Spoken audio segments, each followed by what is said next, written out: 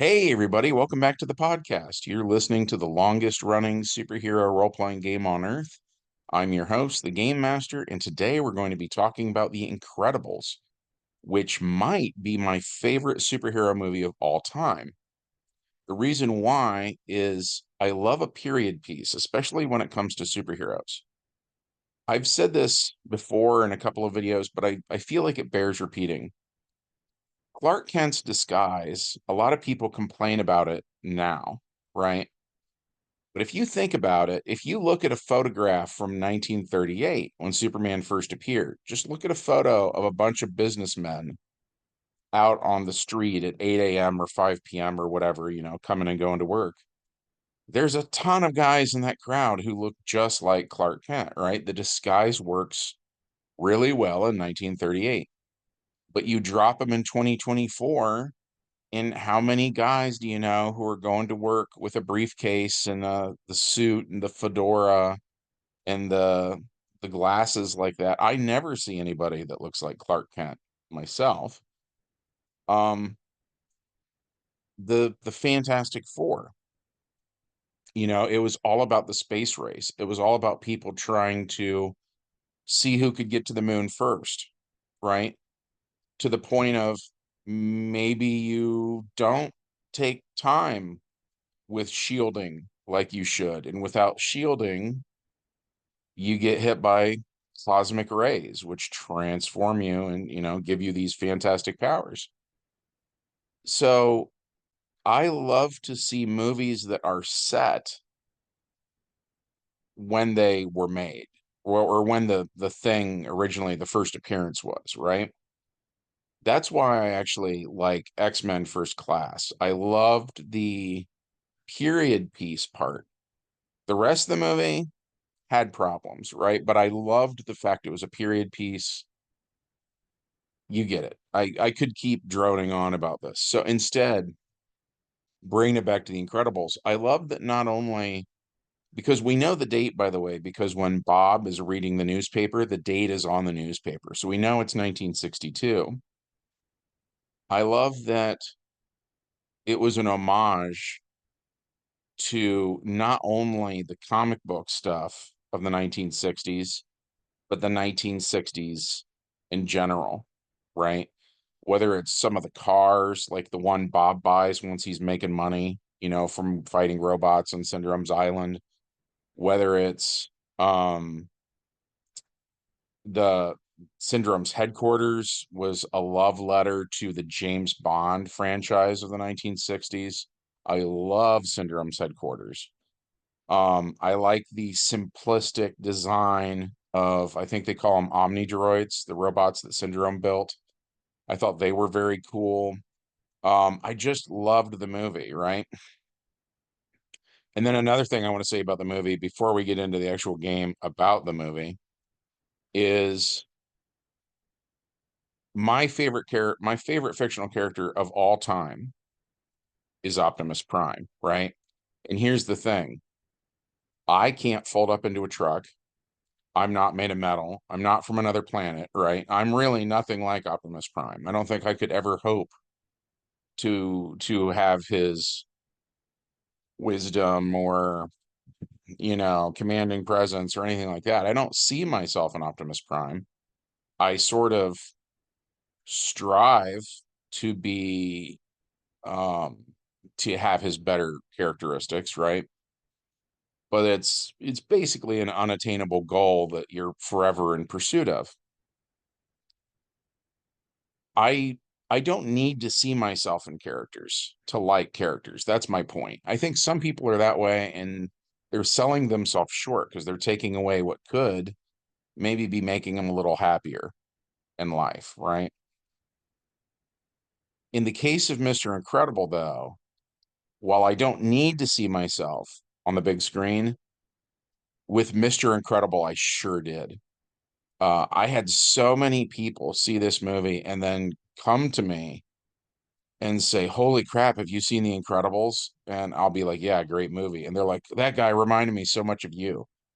So when I was younger, for instance, I played football and stuff like that. I kind of had a bunch of adventures in college I'm using the word adventure loosely, but you know what I mean. Me and my friends did a lot of stuff, right?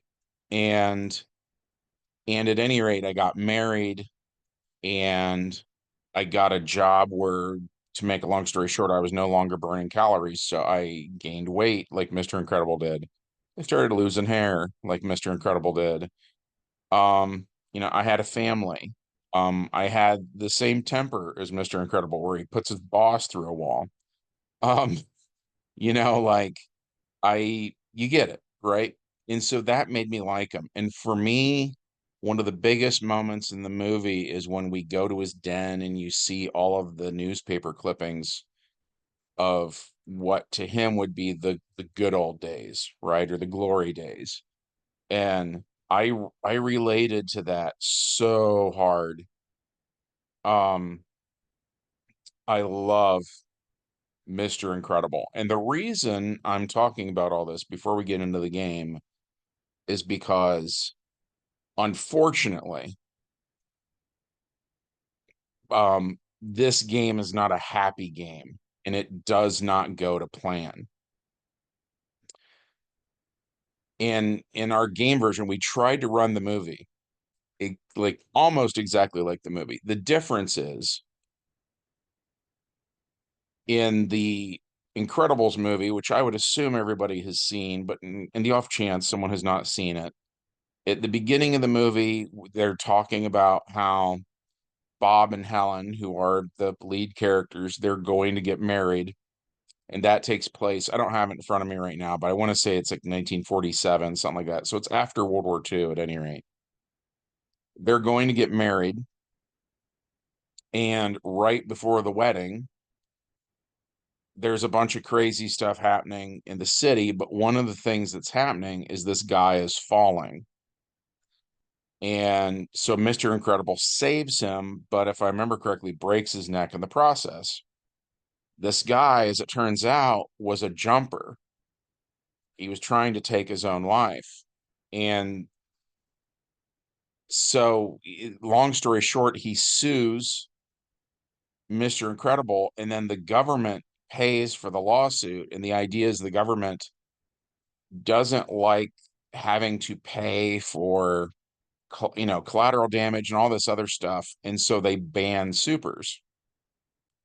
And 15 years or something like that goes by, and then Mr. Incredible hears from there's this villain named Syndrome who invites him to his island to fight these robots that Syndrome is building. Well, so in our game, that's not how our game world works, as far as the government getting tired of paying your bills. And so instead, the version in our game was that it was based on some Justice Society comics, where around the same time the supers were forced into retirement, but it was because of the Red Scare and McCarthyism. So that's something that's different between our game world and the movie, right? But aside from that, we did our best to try to get things to line up. So in our game, they do get married, years go by, they've got the same kids, they do in the movie, so on and so forth. And so we started the game with Mr. Incredible receiving the invitation to come out to the island and fight these robots. And this is really, unfortunately, this is where everything goes wrong. Is we didn't have published stats for the robots, right? So we had to make our own, and it's based on our understanding of the dialogue in the movie and what we see. But so what we are told in the movie The Incredibles is that the robots are self-learning. Well, let's put a pin in that for a second. So for Mr. Incredible himself, he's obviously based on the Thing from the Fantastic Four. I would argue that there might be some Hulk in there too, probably less so. Um, but the the difference between Marvel and DC back in the day, And I've gotten into so many arguments with people about this. And at the end of the day, as the GM, you know, when people are fighting, I'm going to go with how I think it should be, right? That's just what a GM does. But the difference between Marvel and DC was most of the DC, like the really famous characters like Superman, Batman, Wonder Woman, they were created in the late 30s and early 40s, right? And they didn't have all these other comic books to take into consideration, right? They were creating the comic book boom. And so what they were inspired by was literature and mythology, specifically mythology. So characters like Superman and Wonder Woman would be more based on ideas like we'll use Wonder Woman more, I guess, because she's Greek. That just fits the bill better.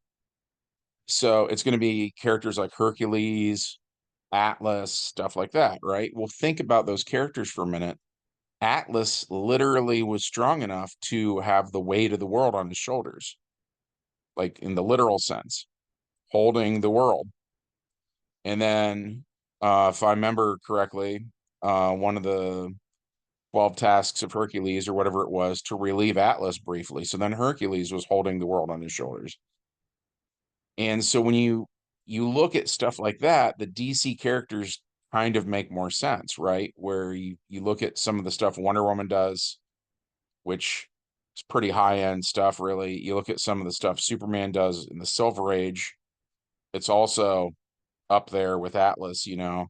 There's a Superboy comic, for instance, where he has threaded chain through a bunch of planets, kind of like a needle and thread, and he's pulling them over his shoulder as though it were just like a string of pearls or something.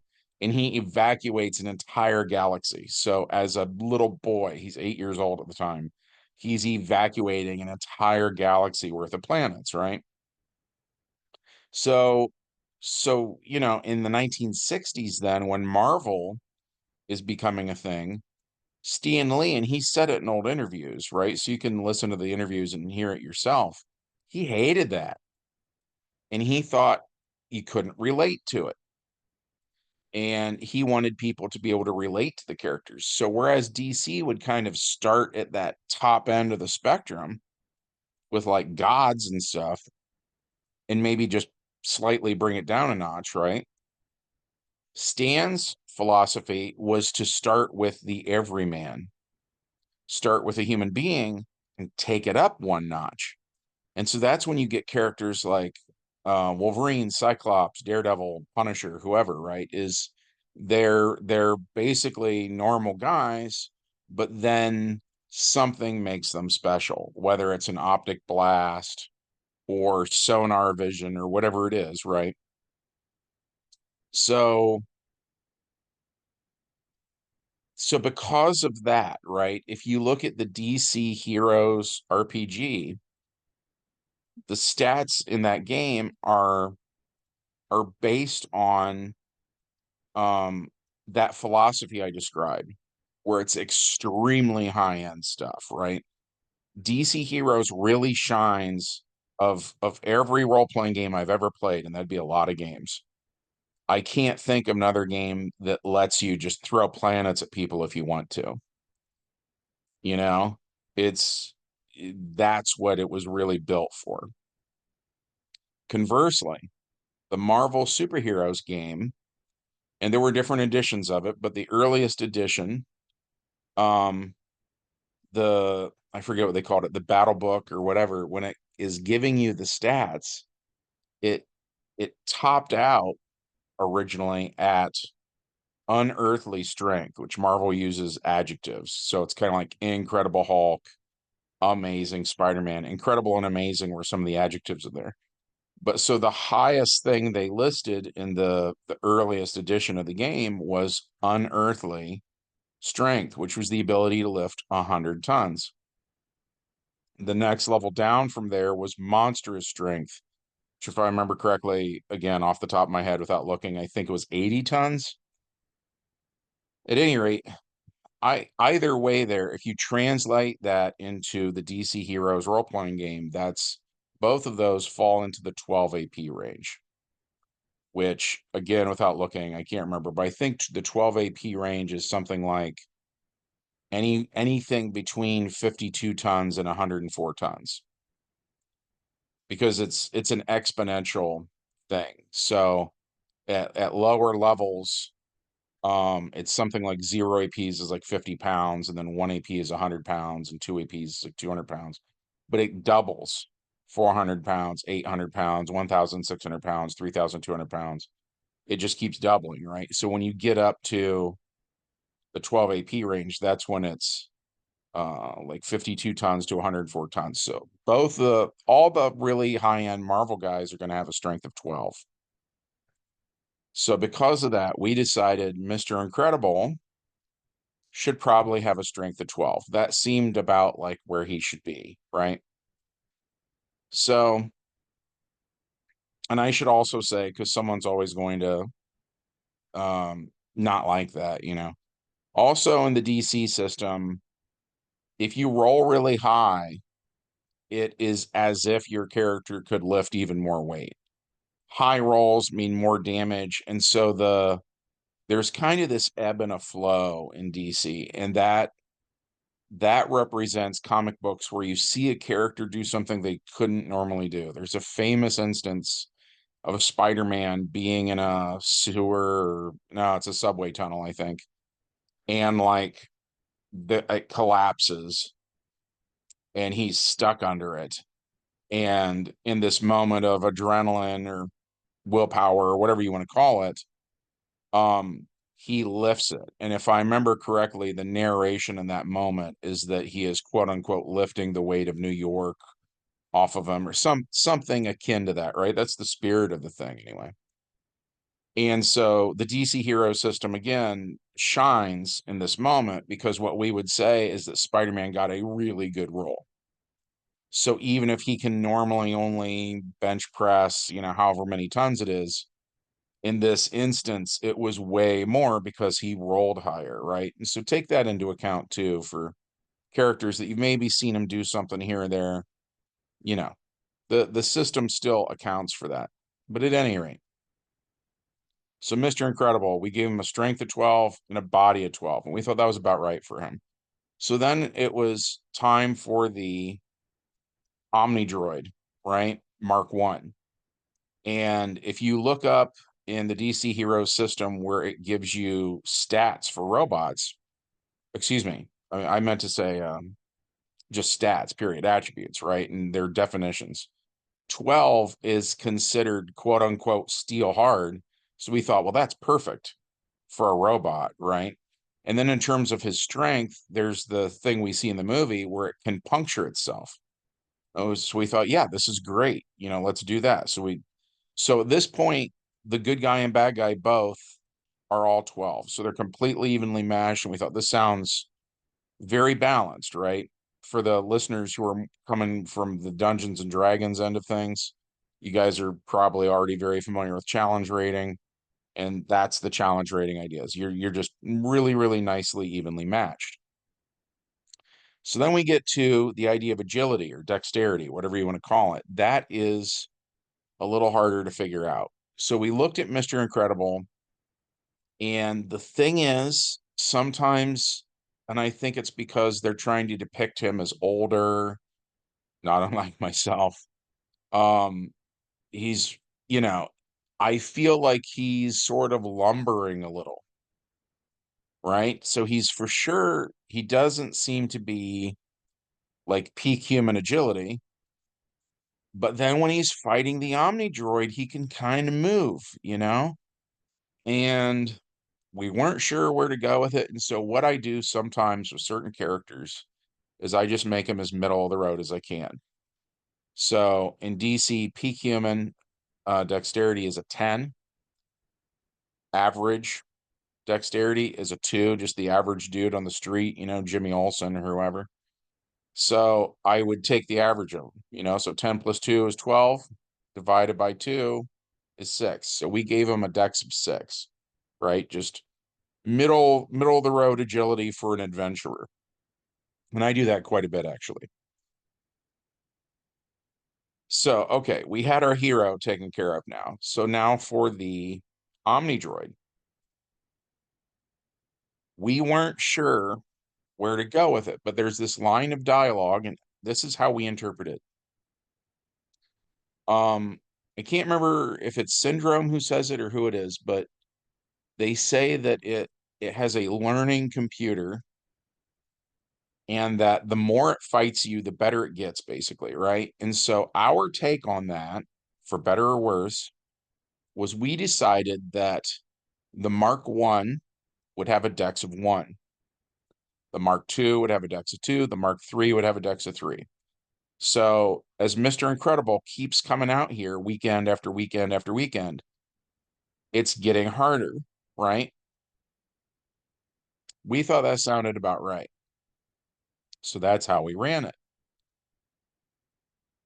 So this is where everything goes wrong. Is I feel like there's a lot of movies where the reason the hero survives is he's got plot armor, which there's no power like that in DC heroes. You know what I mean? Um, Dumb luck, again, we just go with the roll of the dice. You know what I mean? So unfortunately, in our game, and this is why I was gushing about how much I love The Incredibles and how much I particularly love Mr. Incredible, right? Bob Parr. In our game, he loses to the Omnidroid on the island because eventually it's just faster than him. And it gets too hard for him to hit an agility higher than his own. So the hero's agility, like I mentioned, is in the 5 to 6 range. As soon as the dexterity of the first of all, as soon as the Omnidroid has a dexterity of 5, it's in that same range as him, and he needs an 11 or better to hit. They're just completely even at that point. The hero no longer has any edge at all. He still won. We get to where they both had a dex of 6, still won, right? But as soon as we got to where the robot had a dex of 7, which now is in the 7 to 8 AP range, which means in order for Mr. Incredible to hit, he needed a 13 or better. It became mathematically too hard. And the robot no longer needs an 11 or better to hit him. Now the robot only needs a 9. So that was it, unfortunately. And I hated it. To be very, very clear, I hated it.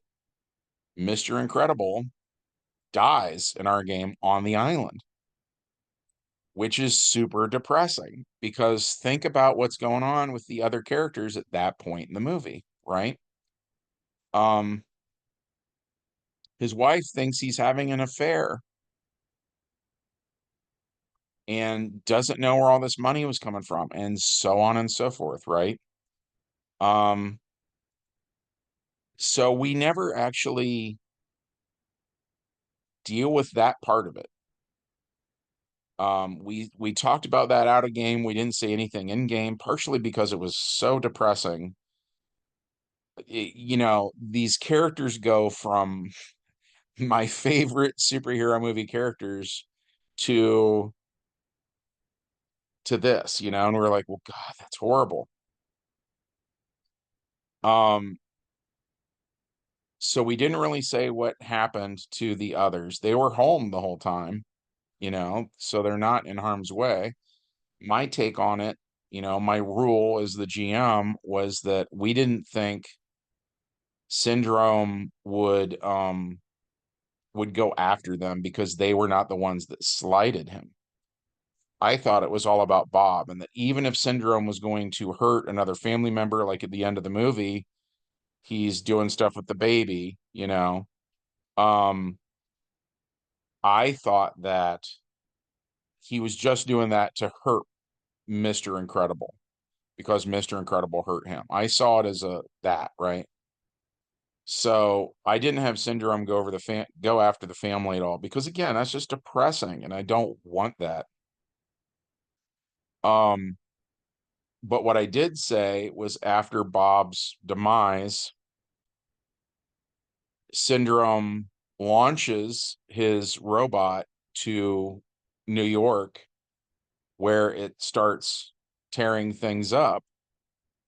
And Syndrome shows up just like in the movie, but because it's a learning robot, Syndrome's thing of how he's going to be some new hero and save the day and everybody's going to love him and blah, blah, blah. That all goes wrong. The robot, you know, knocks Syndrome out, smacks the remote out of his hands. And so we looked at it and just kind of said, well, what would happen then in our game world? Well, in our game world, there's a ton of other superheroes, so they just show up and deal with it. So, like Thor, for instance, uses lightning. And this was just me saying it. We didn't roll dice for this part at all. This was just epilogue stuff where I just tell the players the story that caps off that adventure. So yeah, we just said that the superheroes of that era just dealt with it and smashed the robot, and Syndrome gets arrested and taken away, and that was it. But it was honestly such a depressing game. And so I don't know if it was our fault for how we made the robot, if the robot shouldn't have been that tough, or you know what I mean? But it wasn't. I got to be careful how I word this because I don't try to run games that are rigged. You know what I mean? I try to run what I see in the fiction. I try to be fair. Um I just try to get it right. But yeah, this one was a huge letdown. Um but as of right now, me looking at it, I don't know what I could have done differently on my end. If you guys have ideas about how would you have handled it, let me know in the comments section, or uh just how would you approach an Incredibles game? Maybe you would just not play out the events of the movie. Maybe the way to do it is to just kind of, as you would be the GM, you would just tell your players, hey, the events of Incredibles 1 and 2 just happened, and now we're going to pick up from there. Would you give the heroes some easier villains to defeat? What would you do? I'd be curious to hear that. Um, and of course, as always, just to support the channel, not meaning that you liked the outcome of this game, because I sure didn't, but I would appreciate it in terms of supporting the channel if you hit like and subscribe and ring the bell and all that jazz, because that helps the channel out, right? And even though this story was not a happy story, I hope that you found it to be interesting, or it maybe made you think about what you would do in your own game, that kind of thing. Uh, Speaking of which, I hope you guys have a great week. Hopefully, you guys get to do some gaming, or if not gaming, I hope you guys do something or other that makes you happy, right? Uh, from all of us here at the longest running superhero RPG on Earth, have a good one, and we will see you in the next adventure. Bye.